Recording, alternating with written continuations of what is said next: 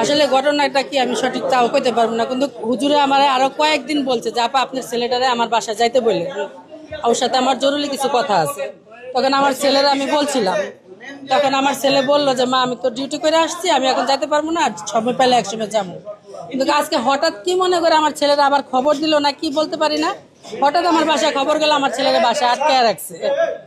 কে আটকে রাখছে আমি আর কইতে পারলাম না। আমিও ভাত বসাইছি, রান্নার থুয়ে আমি এখানে আসছি যে কোথায় আছে দেই, আসা দেখি যে এই বাসার ভিতরে এরকম গ্যাঞ্জাম। তখন আমার ছেলেরা জিজ্ঞাসা করলাম কি হয়েছে, তখন আমার ছেলে বলতেছে যে মা ইব্রাহিম হুজুর আমার এই প্রস্তাব দিছে, তার সাথে নাকি দুটা বন্ধু আসছে বাহিরের থেকে, ছেলে মানুষ, বন্ধুরা ছেলে মানুষ পছন্দ করেন, কোনো মেয়ে পছন্দ করেন না। তখন আমার ঘরে নিয়ে আটকে, ঘরের ভিতরে বিছানার ভিতরে তার বেল, রশি, তারপরে ডিশের লাইনের তার, এগুলো ছিল। আমি জোর জবরদস্তি করে সুইটা বাইরে আয়া পড়ছি। এই হ্যাঁ, ছেলে ভিতরে আছে। এটা 10টা 10:30 এই টাইমের ঘটনা। কিন্তু এই পর্যন্ত যে মিথ্যা না সত্য সে তো নিচেও এসে একবার প্রমাণ করলো না, যা পাই জিনিসটা মিথ্যা নাহলে সত্য। সে তো গড়তালা মাইরা বসে রয়েছে। সে একটা ছেলে মানুষ এই কাজ করতে পারে, সে যে আরো কিছু করে নাই তার প্রমাণটা কি?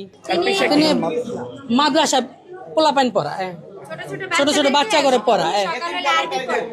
এতিমখানায় যেখানে আছে উনি ছোট ছোট বাচ্চাদেরকে পড়ায়, আরবি পড়ার শিক্ষা দেন। যে আরবি পড়ার শিক্ষা দেয় সে তো অশিক্ষার কাজ করে।